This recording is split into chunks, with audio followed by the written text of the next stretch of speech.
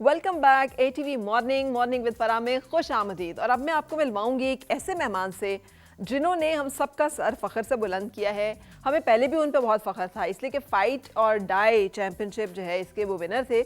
लेकिन अभी रिसेंटली नेपाल में इंटरनेशनल हैवी वेट चैम्पियनशिप हुई है जिसको उन्होंने जीता है और इंडियन को एक दफ़ा फिर शिकस्त दी है, जो कि हमारे लिए एक बड़ा प्राइड मोमेंट है। सो लेट्स मीट हमारे आज के मेहमान अतर जाहिद।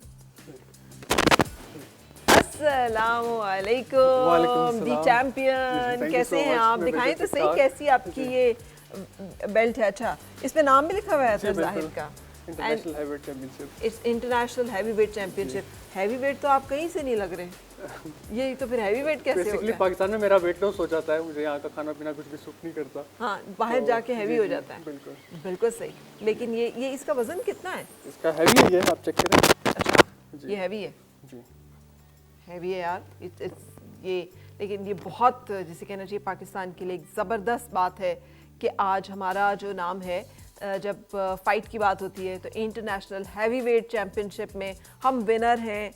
नेपाल में होने वाली इस टूर्नामेंट में कितने मुल्क थे जो शामिल थे? इसमें काफ़ी कंट्रीज के different all around the world थे और 16 रेसलर्स थे टोटल। 16 रेसलर्स थे। जी। और कितने राउंड्स थे? राउंड्स नहीं थे, ये एक के बाद एक जिनका मैच था जो क्वालिफाई हुए थे आने के लिए, सही। सब रेसलर्स थे। सब तो रहती है। इंडियन के साथ था। ये it's too heavy for me to carry. Thank you। आइए प्लीज तशरीफ जी, रखिए जी, एंड कॉन्ग्रेचुलेशंस। कैसा लगा वैसे, मतलब इंटरनेशनल हैवीवेट चैंपियन होना? बहुत अच्छा लगा, प्राउड फीलिंग थी, क्योंकि ये मेरी जो विक्ट्री है मैंने पाकिस्तानी नेशन को डेडिकेट की थी और ये सब आप सबकी दुआओं से ही मैंने, अल्लाह ने मुझे यहाँ तक पहुँचाया। हमारी दुआओं से ज्यादा आपकी मेहनत ने। जी बिल्कुल। क्योंकि मुझे याद है जब पिछली दफा मुलाकात हुई तो आपने बताया था कि आप जा रहे हैं और वहाँ पे भी आपका जो है इंडियंस भी होंगे और बहुत सारे लोग भी होंगे तो उनसे। लेकिन आपका ये मैच हमेशा इंडियन के साथ क्यों पड़ता है? बस पता नहीं, पाकिस्तान वर्सेस इंडिया ये लोग ज़्यादा देखना चाहते हैं। अच्छा, तो हाँ, पाकिस्तान से मैंने क्वालिफाई किया था, इंडिया से उसने क्वालिफाई किया था। सही। तो उसने मुझे चैलेंज भी किया हुआ था कि अगर मैं हार जाता तो मेरा जो फाइट और डाई टाइटल है वो भी आज इंडिया में होता। ये चैलेंज उसने किया हुआ था? जी, उसने किया हुआ था। ये कैसे होता है चैलेंज एक दूसरे को? ये बेसिकली रेसलिंग वर्ल्ड में ऐसे ही होता है, कोई किसी को भी चैलेंज कर सकता है। और मेरे पास जो टाइटल था वो फाइट और डाई था ना, उस पे चैंपियन पे रिस्पॉन्सिबिलिटी होती है, अगर कोई भी आपको चैलेंज करे आप उसे बैकआउट नहीं कर सकते। नाम यही ना, फाइट और डाई, लड़ो या मर जाओ। तो मुझे चैलेंज एक्सेप्ट आप करना उसे पड़ा। ये नहीं कह सकते नहीं मैं नहीं लड़ता, बस बहुत हो गई है। नहीं, फिर टाइटल उसको देना पड़ता। बगैर लड़े। हाँ, अच्छा। टाइटल उसका हो जाता। सही। लेकिन अतर, मतलब कितना ये चैलेंजिंग है। यानी आपने एक फाइट जब की, हो सकता है उस वक्त तो आप अपनी बेस्ट फिटनेस पे या बेस्ट उस पे हो, लेकिन एक दूसरा प्लेयर आपको नहीं पता, वो तैयारी कर रहा है और जब वो अपने पीक पे और बेस्ट पे है तो आपको चैलेंज कर देता है कि आई जी आप मुझसे लड़ें। बिल्कुल तो you have to remain fit through out.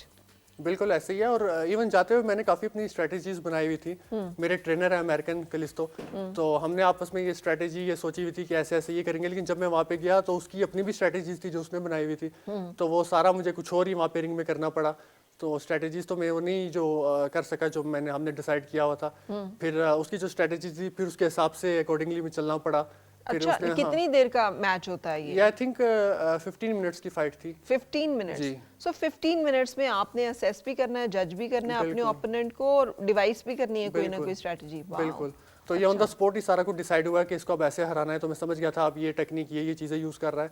तो फिर एंड में वो अपना फिनिशर मूव मारने आया तो मैं हट गया, मिस हो गया। फिर वहीं से मैंने उसको अपना डेजर्ट स्लैम मार दिया। तो 6'5" की हाइट से जब किसी को मूव पड़ता है फिर उठता नहीं दोबारा। हाँ। तो हाँ। अच्छा, 6'5" की हाइट। उसकी हाइट कितनी थी? उसकी आई डोंट नो, मुझे एग्जैक्ट पता नहीं, लेकिन मेरे से तो कम ही थी। अच्छा, लेकिन अगर मतलब जब वेट का सिर्फ देखते हैं कंपेरेटिव एक दूसरे के साथ, के वजन का बराबर होना जरूरी है, हाइट का नहीं? और ये ओपन कैटेगरीज होती है, इसमें कोई रेसलिंग में प्रोफेशनल रेसलिंग में कैटेगरीज नहीं होती वेट हाइट की। तो मैटर नहीं करता। मैं समझती थी कि सेम वेट कैटेगरीज में होती है, वो बॉक्सिंग में होती है शायद। बॉक्सिंग, यूएफसी, इन चीजों में होती है, लेकिन प्रोफेशनल रेसलिंग में ये नहीं होता। अच्छा। ये जी हाँ, ओपन होता है। और आप मुझे बता रहे थे अभी जब हम कि इसमें हर तरह का वेपन भी यूज हुआ था। बिल्कुल, ये बेसिकली हार्डकोर मैच था और विनर टेक्स ऑल। तो ये था कि इसमें हमारी लेदर बेल्ट्स यूज हुई, कैंडो स्टिक्स यूज हुई और मैंने उसे रिंग साइड पे चोक स्लैम मारा। यानी इस तरह हर किस्म का वेपन लीगल था इसमें। मैच से पहले कॉन्ट्रैक्ट साइन हुए थे, अगर कोई इंजर्ड भी हुआ तो वो अपनी रिस्पॉन्सिबिलिटी होगी। तो वो कॉन्ट्रैक्ट किसने साइन किया था?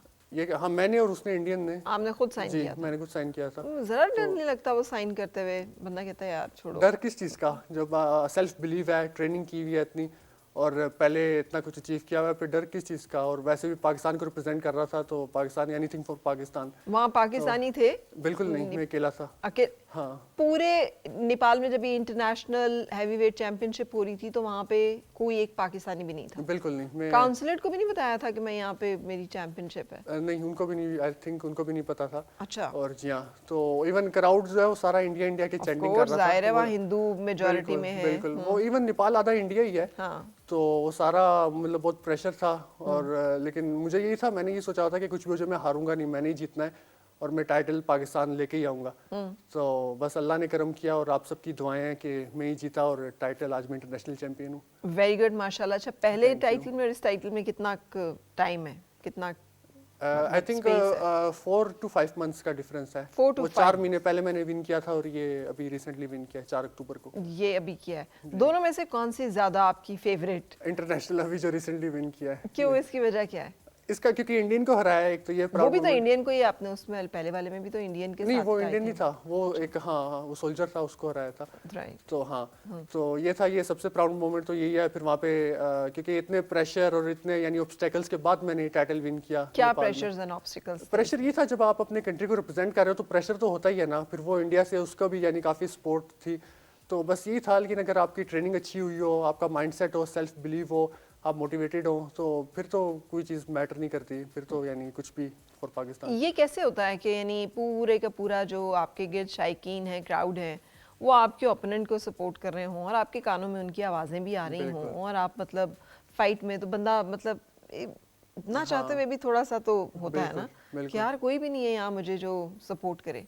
बिल्कुल, मुझे काफ़ी गुस्सा भी आ गया था तो मैं रिंग में, तो एंड में ये था कि जब मैंने उसे डेजर्ट स्लैम मारा तो वो भी यानी काफ़ी गुस्से से उसको मारा था मैंने, तो अब ये उठेगा नहीं। तो मेरा ये था कि अगर ये उठ भी गया तब मैं इसको बार बार अब अपना फिनिशर ही मारता रहूंगा डेजर्ट स्लैम जब तक ये हारता नहीं। लेकिन वो एक से ही हार गया। तो हाँ, तो मुझे तो अगर वो लोग नारे ना लगा रहे होते तो शायद गुस्सा इतना ना आता। वैसे जब मेरा म्यूजिक हिट होता है तो वैसे मेरा एटीट्यूड वैसे ही रिंग में चेंज हो जाता है, गुस्सा, एग्रेशन, एटीट्यूड उस टाइम नेक्स्ट लेवल का होता है। तो लेकिन ये इंडियन था और क्राउड का इस तरह रिएक्शन देख के मुझे जरा ज्यादा गुस्सा आ गया। अच्छा। तो हाँ जरा। अच्छा, म्यूजिक में ऐसा क्या खास रखा हुआ है आपने कि उसको सुन के आपका एटीट्यूड चेंज हो जाता है? नहीं मतलब एंट्री होती है ना कि अब ये पता होता है कि अब मैं रिंग के लिए उस टाइम रेडी यानी होने के बाद, तो वही एंट्री पॉइंट होता है। तो बस यही चीज़ है। अच्छा, आपने अपने म्यूजिक पे कितना काम किया हुआ है, या आपने वो से डिजाइन किया हुआ है कि आपका एंट्री जी म्यूजिक क्या होगा, कैसे होगा, या उसमें कोच का भी और बाकी टीम का सब लोगों का? बिल्कुल, ये टीम होती है तो वही डिसाइड करती है बंदे की पर्सनैलिटी और कैरेक्टर के हिसाब से। इवन जो मेरा फिनिशर मूव है डेजर्ट स्लैम, तो ये भी मैंने खुद ये डिजाइन किया है। अच्छा। तो लोग पूछते हैं ये डेजर्ट स्लैम नाम क्या है, ये कहाँ से आया, ये मैंने खुद इसका नाम रखा है। आई थॉट कि ये कोई आपकी मूव होगी जो चैंपियनशिप मतलब रेसलिंग का कोई स्टाइल होगा। नहीं, ये कुछ स्टाइल नहीं है, मेरा अपना ही मूव है डेजर्ट स्लैम और मेरा अपना ही दिया हुआ नाम है। तो डेजर्ट स्लैम इसलिए क्योंकि मेरा सारा बैकग्राउंड अरब का है, तो वहाँ से डेजर्ट, और स्लैम ये जो मैं स्लैम करता हूँ तो डेजर्ट स्लैम। Desert slam. हाँ। और करते क्या है इसमें आप? इसमें ऐसे उठा के इस तरह जोर से नीचे स्लैम, नीचे पटक के मारते। तो 6'5" की हाइट से तो कोई भी गिरे तो वो फिर उसके लिए उठना पॉसिबल नहीं होता। So you try to take advantage of your height. Yeah, absolutely. अच्छा, लेकिन is it always an advantage? क्योंकि मतलब हाइट के साथ obviously छोटे आकार का आदमी की मैन्यूवरेबिलिटी जरा बेहतर है, आपकी जरा मुश्किल है, तो ये भी एक डिसएडवांटेज भी तो होता है ना। बिल्कुल। उसको कैसे कोप करते हैं? नहीं, जो छोटी हाइट का बंदा है उसकी बिल्कुल आपने ठीक है, उसकी एजिलिटी मोबिलिटी जरा ज्यादा होती है, फुर्ती जरा ज्यादा होती है, वो जरा ज्यादा एक्टिव होता है। लेकिन बस फिर भी यानी अपनी टेक्निक्स होती हैं हर किसी की, तो मेरी जो टेक्निक्स है मैं मैनेज कर लेता हूँ रिंग में। कितने लोग हैं आपके फील्ड में जो आप जैसी हाइट के हैं, आप जैसी जिसामत के हैं? मेरी हाइट का तो अभी तक कोई भी नहीं है। हाँ, पाकिस्तान में तो कोई भी नहीं है। पाकिस्तान में तो नहीं होगा, लेकिन वैसे इंटरनेशनली जो फाइटिंग उसमें है, इंटरनेशनली तो हैं, वो तो 6'5" से ऊपर भी हैं, तो लेकिन पाकिस्तान में तो अभी तक कोई नहीं है, मैं ही सबसे टॉलेस्ट हूँ। अच्छा, पिछले दफा जब आप आए थे तो आप हमें ये न्यूज़ देके गए थे कि अब तो मैं अगली चैंपियनशिप जो है वो जीत के आऊंगा, एंड माशाल्लाह you have proved your word. अब आगे क्या हो रहा है? अभी मेरा वर्ल्ड टूर आ रहा है, ऑल अराउंड द वर्ल्ड में पाकिस्तान का फ्लैग रेस करूंगा और पाकिस्तान के लिए फाइट करूंगा, तो जिसमें चाइना, मलेशिया, थाईलैंड और अमेरिका इंक्लूड है। अच्छा, तो इन सारे मुल्कों को आपने विजिट करना है? जी, वहाँ पहले किस मुल्क में जाना है? ये भी शेड्यूल तैयार होगा, तो फिर उस हिसाब से तो भी मेरा ये वर्ल्ड टूर आने वाला है। इस वर्ल्ड टूर से आप क्या एक्सपेक्ट कर रहे हैं कि इसमें क्या क्या कुछ होगा और कैसे होगा? हाँ, बहुत फन होगा, बहुत ज़्यादा, यानी इसके लिए अभी तैयारी भी उस लेवल की होगी, और ये डिफरेंट कंट्रीज़ के रेसलर से फाइट होगी, तो ये इंशाल्लाह अभी तो ये शुरुआत है, अभी तो पाकिस्तान के लिए और बहुत कुछ करना है और विक्ट्रीज बहुत सारी आने वाली हैं इंशाल्लाह इंटरनेशनल लेवल इंशाल्लाह। यहाँ की जो हमारी रेसलिंग फेडरेशन है उससे कोई राब्ता है आपका? आप जाके रिप्रेजेंट तो पाकिस्तान को करते हैं, तो यहाँ के जो जो फेडरेशन वगैरह उन्होंने कभी अप्रोच किया है? बेसिकली ये जितना भी सारा कुछ है वो सारा मेरा अपने पॉकेट से एक्सपेंसेस होते हैं और सारा यानी पर्सनल एक्सपेंसेस है, क्योंकि ये one of the expensive sport है। तो पाकिस्तान में तो अभी रेसलिंग को इतने ज़्यादा अप्रिसिएशन नहीं मिली जितनी ज़्यादा क्रिकेट को है, लेकिन अगर आप नोट करें तो रेसलिंग की व्यूअरशिप क्रिकेट से ज़्यादा है, तो रेसलिंग के फैन भी क्रिकेट से ज़्यादा हैं। इवन हॉकी का आप देख ले, हॉकी भी यानी नेशनल स्पोर्ट है हमारा, लेकिन उसको भी अप्रिशिएट नहीं किया गया अभी तक। तो ये है कि अभी तक तो कुछ भी नहीं, लेकिन आने वाले टाइम में भी मैंने इंडियन को हराया, तो लेट्स सी क्या होता है। लेट्स सी क्या होता है। चलो जी, यहाँ पे हम एक ब्रेक लेंगे और अपने चैंपियन से अपनी गुफ्तगू जो है उसे कंटिन्यू करेंगे, लेकिन पहले ब्रेक। और मिलके गुनगुनाए हैं गुमशुदा जो खुशियाँ।